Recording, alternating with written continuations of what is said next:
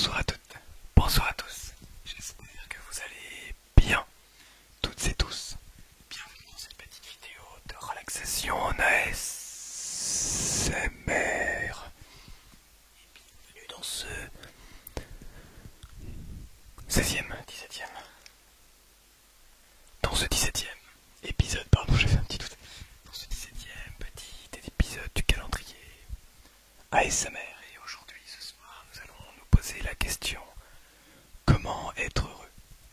Mais peut-être que vous êtes déjà posé la question d'ailleurs, et avant de se poser cette question, je pense que vous êtes posé la question: suis-je heureux ou heureuse?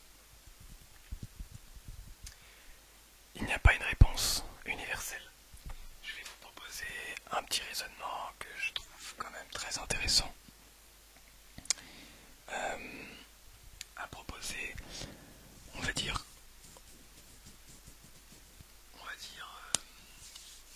une façon pour moi que je suis en train d'ailleurs de travailler pour tout simplement faire être ce que l'on appelle heureux, ce que la plupart des gens appellent heureux. Mais je pense que c'est pas la seule, je pense qu'il y a beaucoup de manières de l'être.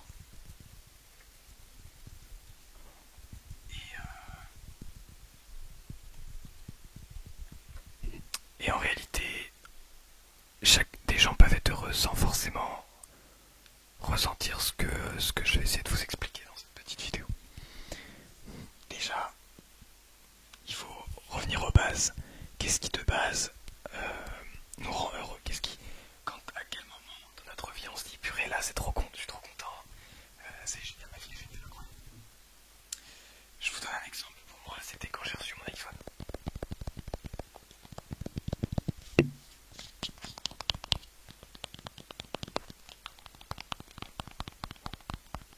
Quand j'ai reçu mon iPhone, j'étais tout content. J'étais tout content parce que j'avais un appareil de haute qualité qui ne laguait pas, qui était agréable à utiliser. Et donc je me suis dit instinctivement, yes, je suis heureux parce que j'ai ça. Ça va me permettre d'être plus rapide dans toutes mes tâches, dans tout ce que j'effectue. Et donc forcément ça ne peut que aller bien et que aller mieux. Enfin mieux, ça ne peut que aller bien en tout cas. Je ne peux qu'être heureux. Bon, il se trouvait que quand j'ai reçu ça, j'étais en pleine rupture amoureuse, donc bon, pour vous donner un meilleur exemple, je vais vous parler de mon iPad. Voilà, c'est typique. Pour la première fois, je reçois un appareil Apple. Donc, incroyable qualité, trop agréable. Vous voyez, tac. Voilà, super incroyable. Topissime, la tablette. Quand je la reçois, forcément, j'installe tout. C'est trop cool en fait de recevoir un appareil comme ça. Parce que voilà, c'est la première fois que je rentre dans l'écosystème Apple. Donc, je reçois ça, je suis en mode waouh, c'est trop stylé, tout est fluide, il n'y a aucun lag et tout. En plus de ça, eh bien, j'ai dû mettre toutes mes économies, enfin pas toutes mes économies, j'ai dû mettre des économies pour pouvoir m'acheter cet iPad. C'est un iPad que j'ai payé de ma poche, donc ça fait trop plaisir d'avoir un appareil qu'on paye soi-même. Vraiment, je vous conseille tous d'économiser pour avoir pour vous acheter vous-même vos appareils. Et donc, est-ce que c'est ça qui rend heureux? Alors, certains vont se dire que oui. Voilà, être dans un bon environnement de travail, pouvoir avoir tout un tas d'accessoires pour être bien, ça rend heureux. Certains vont penser cela. Puis en fait, j'ai remarqué que mes problèmes du quotidien, après une semaine de joujou avec ce truc-là, n'avaient pas disparu du tout. Qu'en fait, ça n'a changé absolument rien. C'était pas ça la cause des problèmes ou on va dire pas du malheur, parce que je me suis jamais senti malheureux, mais on va dire du non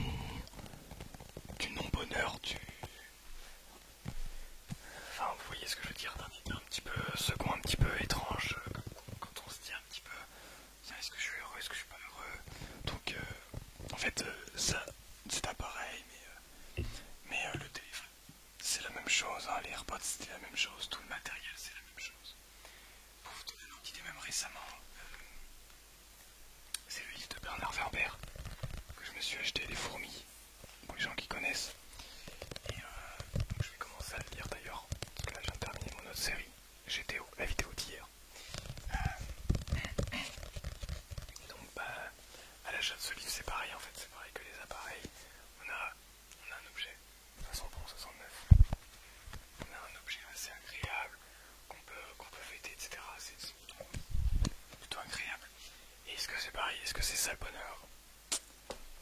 Très bonne question. Du coup, je me suis demandé aussi les moments où je suis pas heureux, où je ressens pas de la joie, l'émotion, la joie. Quelles sont les émotions qui ressortent?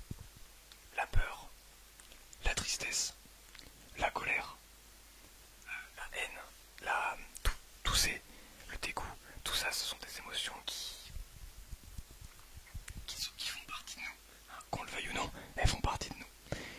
Et je pense que c'est ce que développe d'ailleurs un homme qui s'appelle Thomas Dansbourg avec sa théorie enfin sa théorie, c'est la théorie de Marshall Rosenberg, mais la théorie qu'il a repris de la communication non violente.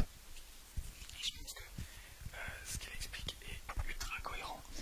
En gros, il prône le fait de se mettre en accord avec ses émotions, toutes les parties de nous, que ce soit la joie, la tristesse, la colère, la peur aussi, toutes ces émotions. Je vais vous donner un exemple. J'ai foiré un contrôle. Peut-être que vous êtes en études. J'ai foiré une évaluation un vendredi matin. Je devais aller faire... c'est pas moi, mais c'est un exemple comme ça. Admettons, je devais passer un examen, j'ai foiré. Et j'ai reçu une note claquée au sol, genre un 2 sur 20. Nul, mais nul. Donc je suis triste. Forcément je suis triste parce que c'est comme ça, je voulais avoir une meilleure note et j'ai pas eu une très bonne note. Je suis triste. Généralement, et c'est instinctif, ce qu'on va faire, c'est qu'on va se dire non c'est bon, je suis pas triste, tant pis. On va continuer et c'est pas grave. Et donc on enfuit l'émotion, on la met sur le côté. On se dit non, c'est pas pour moi, je veux pas en entendre parler. C'est bon, c'est pas grave, tant pis. 2 sur 20, mais tant pis, on s'en fiche. Ce que Thomas Dansbourg propose, c'est... Et ce que moi je vais vous proposer pour cet exemple, c'est de vous asseoir sur une chaise et de prendre une autre chaise à côté qui va se nommer la tristesse. Ok? Et donc vous allez parler avec elle. Alors, viens là. Qu'est-ce qui se passe? J'ai eu une mauvaise note. Donc je vais faire un petit peu le bipolaire, hein, celui qui se parle à lui-même. Ouais, bon, c'est un petit peu ça en même temps. Qu'est-ce qui se passe? J'ai eu une mauvaise note, j'ai eu un 2 sur 20. Ok, alors, pourquoi est-ce que tu as eu un 2 sur 20? Ben, je pense que j'ai pas assez travaillé. T'as pas assez travaillé? Bah ouais, en fait, on nous a donné ça lundi matin. Et du coup, lundi soir, bah, j'avais piano. J'avais une activité le soir en rentrant. Et en rentrant après le piano, j'avais trop la flemme de faire mes devoirs. Je me suis dit, bon, j'ai toute la semaine. Donc tranquille. Et donc, je suis allé me mater une série. Le mardi soir, j'avais autre chose à faire. J'avais d'autres travail à faire. Je me suis dit, on va commencer à faire les exercices, tout ça, avant, comme ça on va réviser après. Comme ça sera plus frais dans mon esprit. Et j'ai oublié en fait après de réviser. J'ai fait que les devoirs. Du coup, j'ai oublié de réviser. Puis mercredi, en fait, ma mère elle allait faire les courses. Ça a duré toute l'après-midi. Genre vraiment, ça a duré 6 heures. D'abord on allait faire les courses, puis après on allait faire d'abord les courses à manger, puis après on allait faire les courses des vêtements. Et au final, je pensais que ça allait genre durer 2-3 heures, et ça a duré 7 heures. Toute l'après-midi, j'en pouvais plus. À la fin, j'étais claqué. J'avais juste envie, c'est de manger, de me coucher, et je me suis endormi direct. Ok. Jeudi. Jeudi, comme tous les jeudis, en fait, hein, je vais faire des soirées avec des potes, en fait. Et du coup, vendredi matin, j'ai pas révisé. J'avais pas révisé pour le contrôle. Ah oui, forcément. Du coup, je suis triste. Ok. Vous voyez tout le travail là que je fais. On va d'abord terminer. Ok, donc qu'est-ce qui s'est passé? Pourquoi est-ce que t'as eu un 2 sur 20? Bah en fait, j'ai pas révisé. J'ai pas révisé. Ok. Et qu'est-ce que... Jusque là, c'est un travail qu'on peut faire sans forcément s'asseoir avec sa tristesse. Alors qu'est-ce qu'on peut faire pour... Est-ce qu'il y a un moment où tu t'ennuyais dans la semaine? Ouais, pour faire les courses avec ma mère. Ok, d'accord. Mais en même temps, j'ai quand même passé un bon moment, quoi. Tu vois, j'ai pas l'habitude de passer du temps avec elle, et donc c'était quand ça, c'est pas grave. Et puis en fait, le jeudi soir avec les potes, on finit quand même super tard. C'est cool, mais pas toutes les semaines quoi. Je le fais toutes les semaines, ça commence à me gaver un petit peu. Très bien, pour la semaine prochaine, j'ai un examen encore vendredi matin. Bah, je vais dire non aux potes. Ok, je vais dire non. Je vais dire bon bah voilà, j'ai envie de réviser, j'ai besoin de réviser. Je peux réviser de la semaine. Donc on va dire non aux potes. Et tu vas voir que tu vas avoir une très bonne note. Et la semaine d'après, bizarrement, j'ai eu un 15 sur 20. Pourquoi? Parce qu'on a révisé. Parce qu'on a décidé de libérer du temps et de s'asseoir. On a pris le temps de réfléchir. Qu'est-ce qui n'allait pas? Qu'est-ce qui n'allait pas? On a pris le temps de réfléchir. Et donc, là, ce que je viens de vous donner, c'est un exemple tout bête. Mais ô combien vrai, réel. Et en fait, une fois qu'on arrive à se dire, à accepter nos émotions, par exemple, là, on a donné la tristesse. Une fois qu'on arrive à s'asseoir, à s'expliquer avec nos émotions, ben, je pense qu'on arrive à se libérer du poids qu'on avait quand on les mettait de côté. C'est-à-dire que quand on met nos émotions de côté, ben, elles sont quand même là. Elles, plus on les évite, plus elles vont nous cracher la tête. Vous voyez? Et en fait, le fait de se dire non, je ne ressens rien, je ne suis pas triste, je ne suis pas en colère, c'est pas vrai, c'est pas vrai, c'est pas vrai, je ferme les yeux sur tout ça.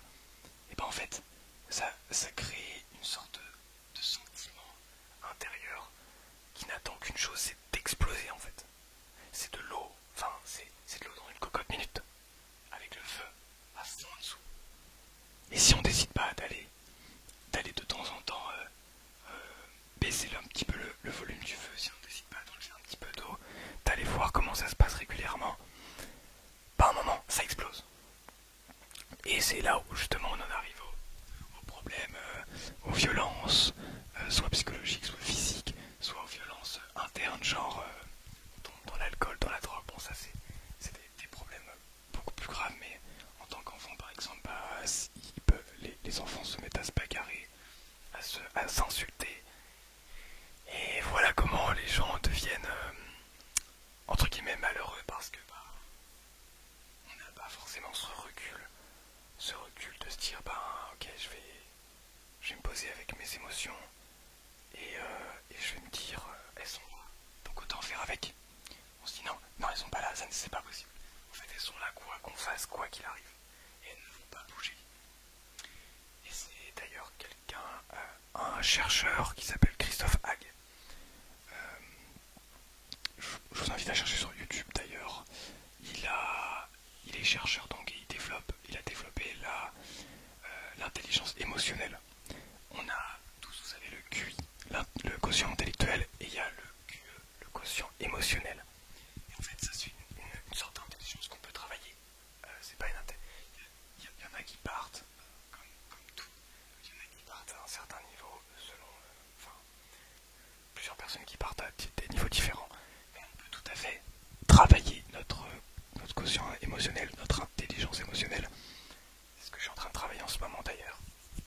Et ça nous rend instinctivement beaucoup plus heureux parce que bah, on arrive à vivre avec nos émotions. On se dit je suis en colère, ok, je suis en colère, pourquoi, qu'est-ce qui se passe? Et on arrive à s'intérioriser, à s'expliquer avec nous-mêmes. Et c'est un travail très difficile, je vous l'admets, mais je pense que si tout le monde faisait ça, franchement, on aurait beaucoup moins de problèmes. Vraiment, de manière générale, dans le monde, on aurait clairement moins de problèmes. Voilà, j'espère que cette petite vidéo de relaxation vous a plu, vous a permis de comprendre quelques trucs, vous aura relaxé aussi. Si jamais vous avez aimé, n'hésitez pas à me le dire. Si vous n'aimez pas, dites-le moi aussi, comme ça je sens. Peut-être que vous détestez ça. Je vous souhaite une bonne et agréable soirée, nuit, après-midi, matinée, peu importe quand est-ce que vous regardez cette petite vidéo. Et je vous dis à demain pour un nouvel épisode du